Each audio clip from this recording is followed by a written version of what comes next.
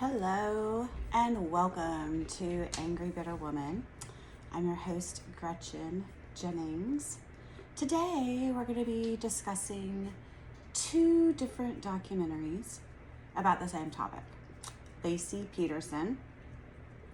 If you remember Laci Peterson's case back in 2003-2004, the first documentary is on Hulu. And it's called The Murder of Laci Peterson. It's from 2017. It's a 6-part series and much more detailed than the other documentary, which is on Netflix. And it is called American Murder, Laci Peterson, and it was 2024. There's also a book. I will provide the link below. It's called For Laci by Sharon Rocha, and written by Laci's mom.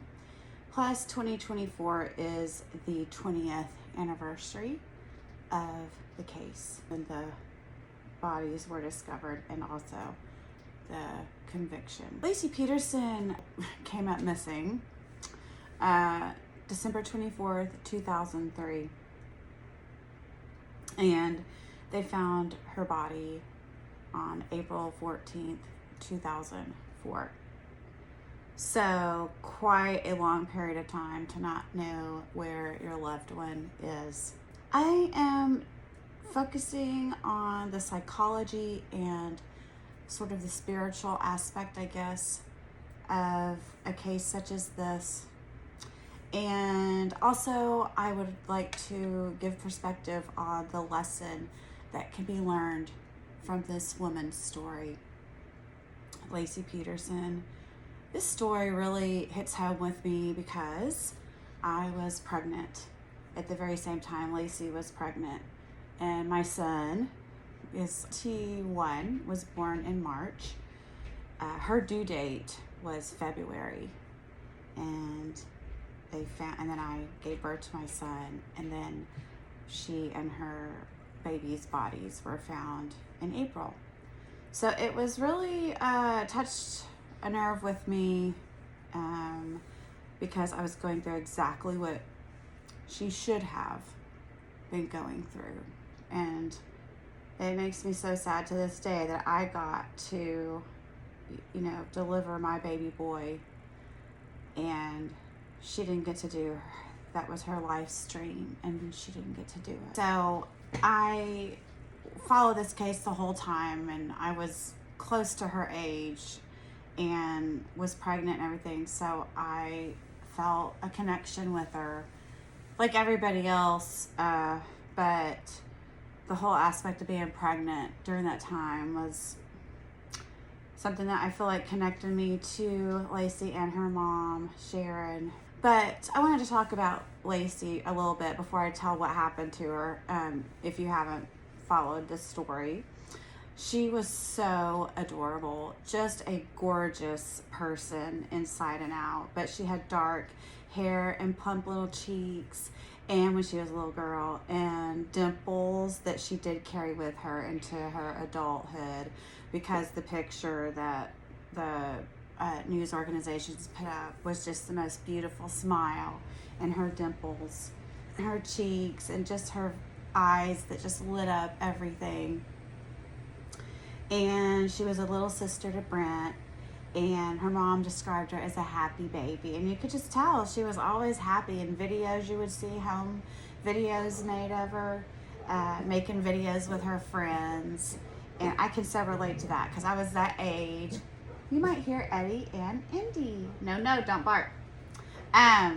So I could so relate to, this is Eddie. Say hi, Eddie. Okay, you could be quiet. Relate to, that was when we would use home cameras and make videos. I remember doing it for my class. And I think that might be what she was doing with her friends in those videos, making videos for class, doing an advertisement.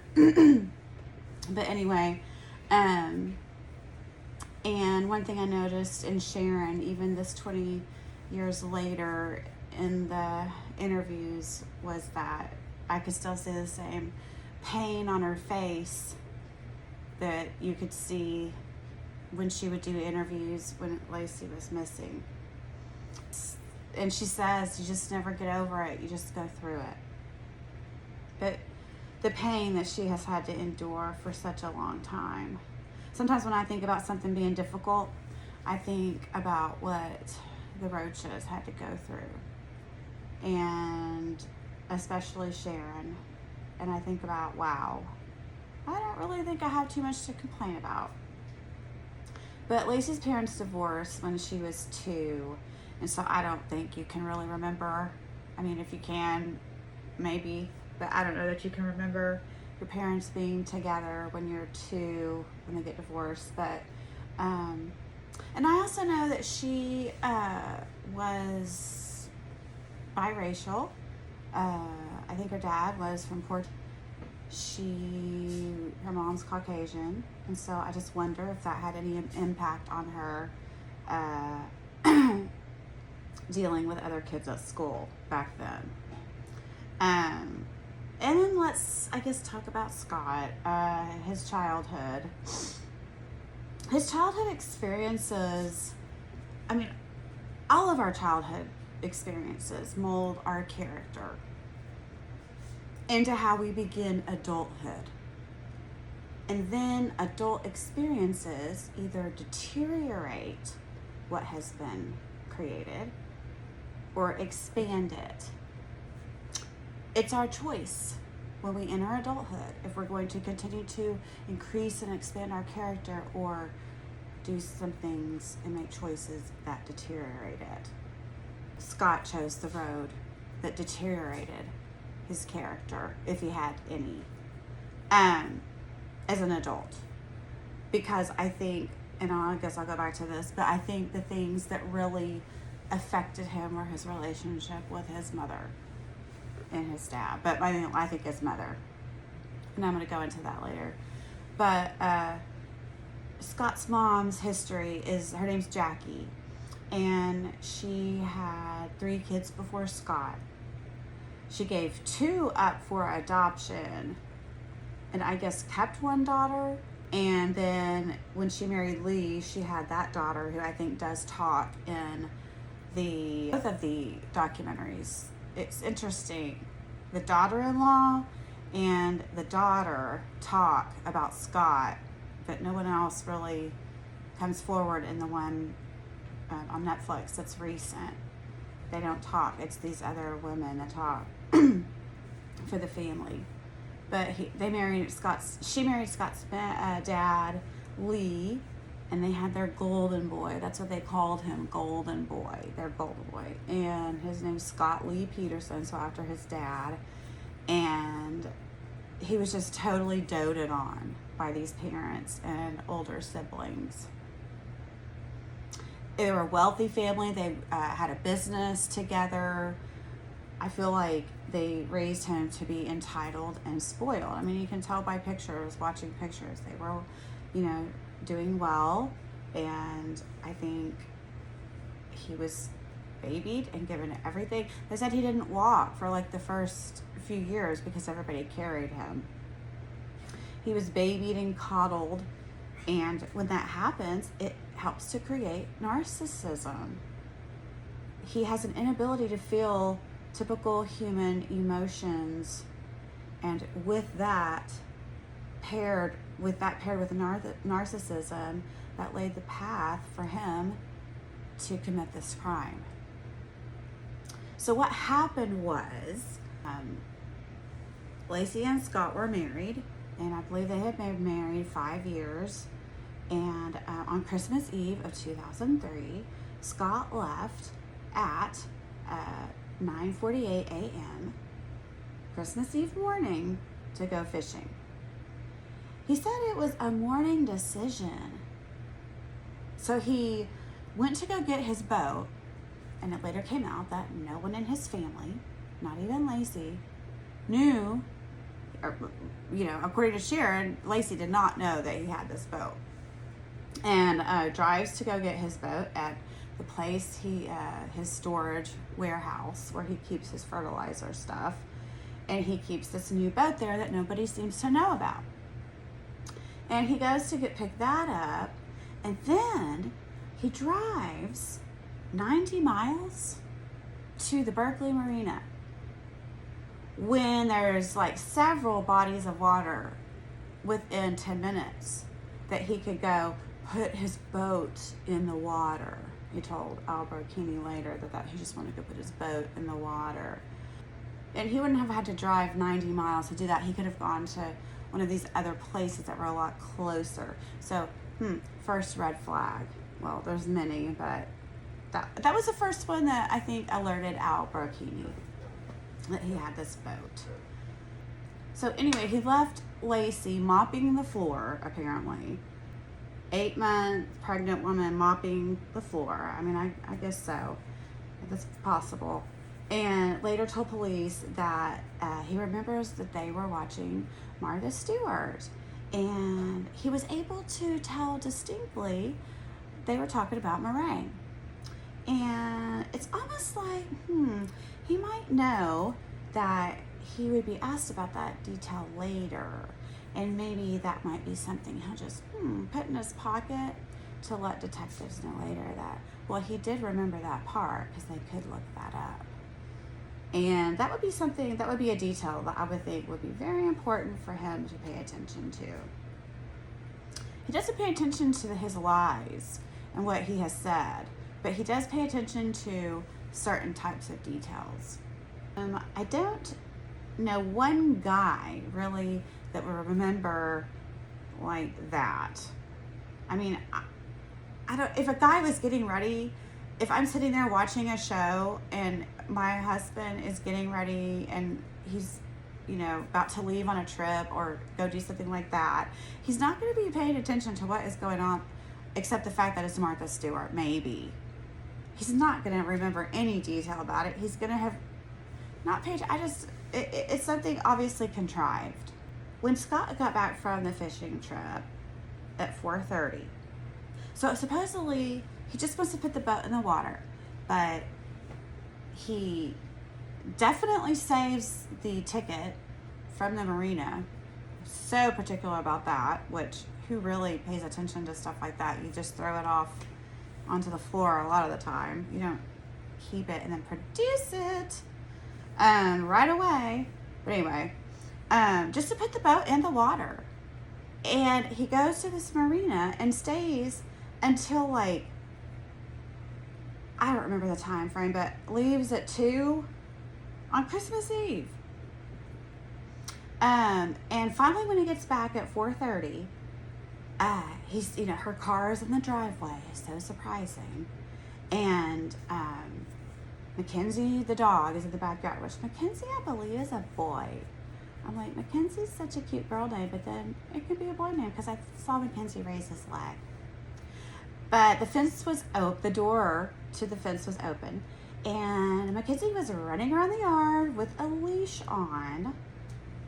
And when he went into, I think the door was open, and when he went into the house, the first thing this man does, gosh, he must be a neat freak, because the first thing he does is go over to the washer and put his clothes in there.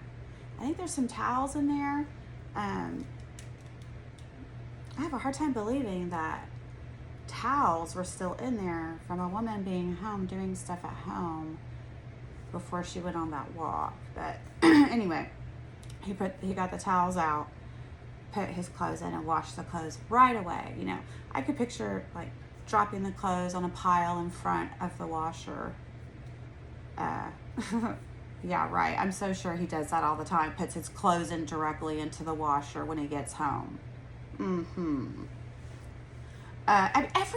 Every little thing he did was so odd. He's such an odd guy. And I used to think he was good looking, but then when you watch him answer questions, well, and the fact that, he killed this gorgeous person, I mean, that, gross. And then and then he eats pizza while he's taking a shower. Ew, who does that? A serial killer would do that. Eat pizza in a shower? Sitting there, smelling your body before... watching the water drip off of you while you're eating and watching mold in your shower. That is so nasty. That is also a red flag, that he is disgusting. And so then, apparently, after he has the shower and the pizza, Laci's missing. He's so stupid. I mean, there's got to be some social disorder too. I mean, seriously. But apparently calling Sharon within like 45 minutes announcing, that she's missing. Well, have you called her friends? I mean, what do you mean missing? No. Well, call her friends. I mean, find out where she is. I mean, we need to find out. This doesn't occur to him, but the word missing is his first concern.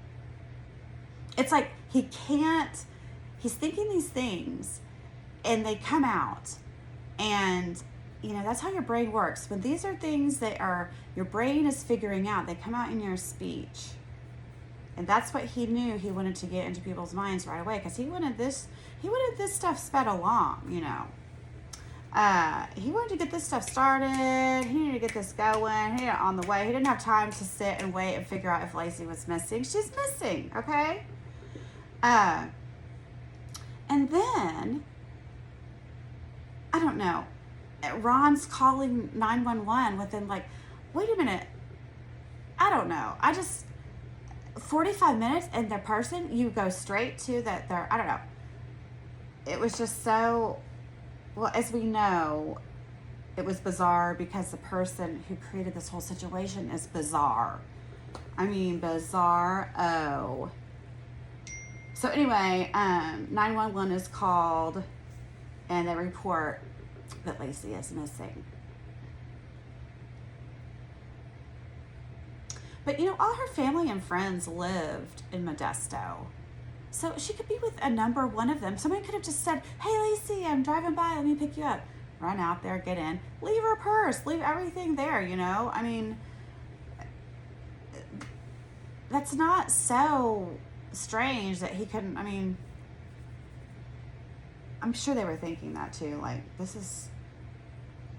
Anyway, it was just so, well, as Sharon puts it, it was a nightmare from the beginning. It was manic and chaotic from the beginning, from the moment. Panic, that's what she said.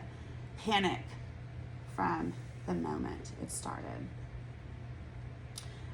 So anyway, those are some things that I remember thinking while I was watching both documentaries. And I don't remember if I told you, but the Netflix documentary is, I believe, 3 parts, maybe 2 parts. It's shorter and less detailed and lengthy than the Hulu documentary, which is older, but it does have more details in it to share. Okay, so they call 911. Detectives, police officers, people from the community all come on Christmas Eve night, giving up this night with their families to come look for Laci, because Scott has perpetuated this story that she cannot be found, and they need to try to find her because she's missing. So Albropini was the first detective, and his job was to clear Scott. So he needs to, because of course, I think everybody knows this, that the husband or the significant other, and especially the one who saw her last, is going to be the biggest suspect. And I think that's part of common knowledge. But Scott didn't think that Albropini trusted him, because he said, where's the trust? He asked Albropini that one time. Where's the trust? When he wanted to search his house. I mean, really lived in his own made-up world, which I'll get into. Excuse me. So one of the first things that Albropini asked Scott was, please take me to where your boat is, because he let him know that he had gone on his boat to fish. And so they went to go to the warehouse where Scott kept his boat, and he was just looking at the boat. He said he didn't really have any expectations at that point, or, malicious ideas that had taken place on the boat. But, he just kind of made notes of things. But later on, the evidence that was found was that there had been 5 handmade anchors made, and then there were only 4. No, I'm sorry, there was only 1 left, and 4 were gone. But it was clearly,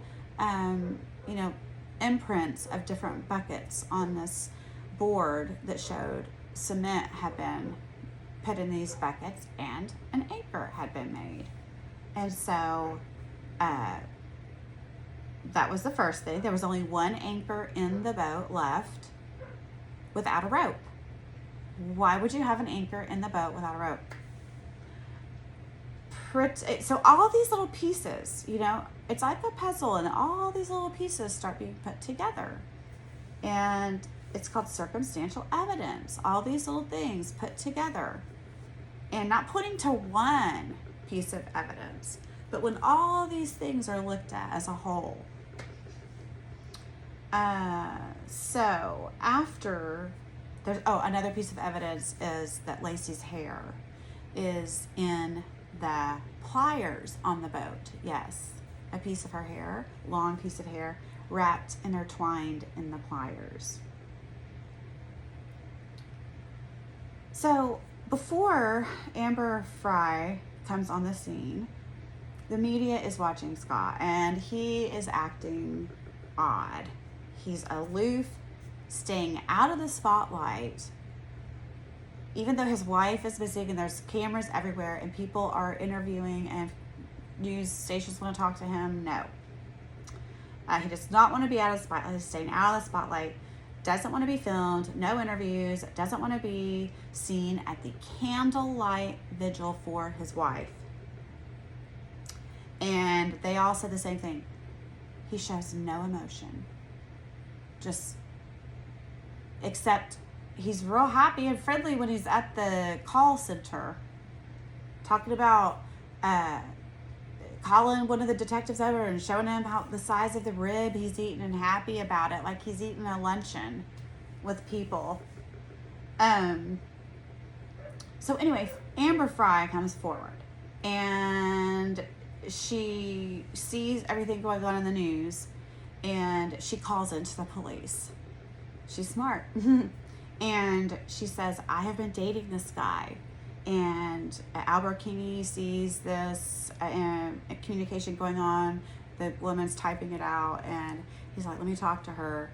And so they start recording the conversations between she and Scott. And he is lying to her about that he has to travel. And he's going to be traveling to Europe. And he's going to be traveling to Europe for 3 weeks. And then he uses the candlelight vigil as an opportunity. So this is where they're memorializing, well, at the point they don't know that she's dead, but, helping the family and just being there and feeling this loss and grieving with the family. And he's using it as an opportunity to call Amber and act like he's at the Eiffel Tower in Paris. So, what I find funny, which none of this, I guess, is funny, but what is like bringing back memories for me of being a young kid is actually this made up,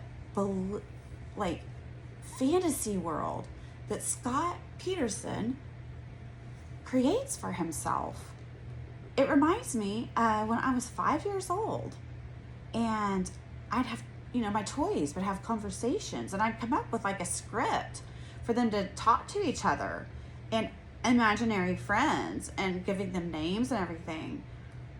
And Scott literally told Amber on New Year's Eve his friends, Francois from Spain and Pascal, were coming to see him, or they were there with him.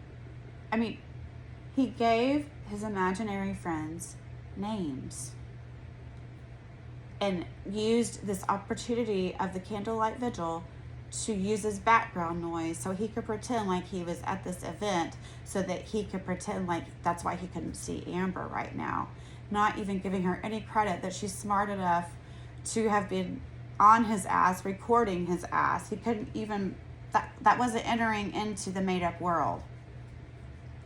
So then finally, so they're having these conversations, but it's totally in secret. The cops are recording this and no one knows. No one knows, not even Laci's family or anybody. So finally, Amber comes forward and she goes in front of the media and she says, yes, I did have a romantic relationship with Scott Peterson, and that she had no idea he was married. And he told her that he wasn't married. And she believed him. Just like we normally probably do when someone presents themselves, you know, without any evidence at that point to prove there's someone different. We do believe them. You know, we want to be believed for who we are. So, wow. You know, someone like this is such a predator. And if he wasn't, well, he would have been caught because he's so stupid. I mean, the lies were not even good. And then this whole thing that he couldn't even, I mean, nothing, you know, police are watching you, and it doesn't occur to you that they could be listening to this conversation with you and this woman. That wouldn't occur to you, but he purports to be so smart, but he's not, and he was just so narcissistic, it skewed all of his views. And after she came out, as them having this relationship, and I thought she did handle that in a really classy way. I know that must have been so scary for her. And, you know, it seems like she really was concerned about Laci and not making any money and, you know, advancing herself off this situation. It seemed like she was concerned about the right thing, about what she should have been concerned about, and that was being concerned about Laci. But he kept calling her, even after she said that, you know, faced and told all the information. He called her and he's like, wow, Amber, you are so strong. You're such a strong person. And when you started crying, I threw up. And she's like, threw up? It's almost like he wanted to show that he could be so empathetic. But then he realized, that was probably a little too much. Throwing up, ooh. He just, whenever he says something he regrets, he kind of glosses over it and just moves on. It's like he tests his lies. And then he's like, oh, that didn't work so well. And so he didn't tell that one again. Or he changes it up. But, you know, it's like, to me, that he kept talking to her shows that he only believes the facts that live in his head, in his make-believe world, are the ones that help his story. Otherwise, those facts don't exist. And that's where this guy, he didn't, you know, he didn't also consider his mental illness when he was making the plans for this murder. You know, you never consider everything. You always miss up on something. And his fucked up mind, really, you know, he wasn't counting on that to be his thorn in his side and ruin everything for him. But it did. So otherwise, they don't exist. And he never even entertained the idea that she could be working against him. Because in his experience, people are not against him. People call him the golden child and Mr. Wonderful. His own dad called him Mr. Wonderful. And he also told Amber on December 9th, which is a long couple weeks before Laci goes missing, that he had lost his wife, and these will be the first holidays without her. And I mean, okay, that in itself, to me, I mean, that right there is the smoking gun. I'm sorry. He told her she was missing, and then she goes missing. You know, I mean, good God. It doesn't take a rocket scientist. You know what I mean? And then, so that was on December 9th. So she's missing. They're searching for her. Then January comes. Amber Fry comes out. Laci's due date is February 10th. Still have not found Laci. March 20th, we went to war with Afghanistan, and my son was born on March 20th. And I thought of Laci that day.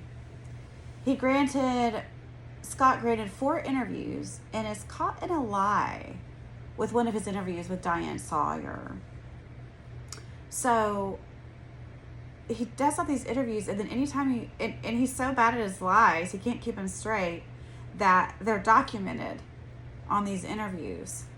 And so he told Diane Sawyer that he told Al Brocchini about Amber Fry the night that he met him, Christmas Eve night. No, he did not. The first day of the search, he said he told him, and it's documented that he lied to him. Not true. They did not find out until Amber Fry had called into the police. He had not told them anything about her. And he also told Diane Sawyer that Laci wasn't upset when he told her about Amber. So at one point, Diane Sawyer asked, "So tell me about Laci." And he's like, "She was amazing. Is amazing." And then there's also one poignant part where Diane Sawyer says, "Do you ever think about your son?" And he just stares straight forward with no emotion and those dead set eyes. And then, "Yes, it's so hard. I don't go in there, into the room." I mean, he doesn't know how to react emotionally, because it's all an act. And so he has to figure out how he's going to act in this next scene and gather himself as an actor. And you can see him do that in these interviews. He gathers himself as an actor and then acts. Yeah. That's so hard. I'm going to really miss that little guy. Holy crap. How did she not throw up? Okay, so also another interviewer was Gloria Gomez, and Gloria Gomez is so cute and spunky and fun, and I would love to be her friend. And she's a local reporter in Modesto. She was young, and I know she fell in love with Laci while she was, and Sharon and all their family while she was reporting this, and I think they became really close. And she said she knew in the interview that he granted her that he was Laci's killer. She said she knew it. She said she was in the crime scene, and she was in there, and she wanted to take it all in.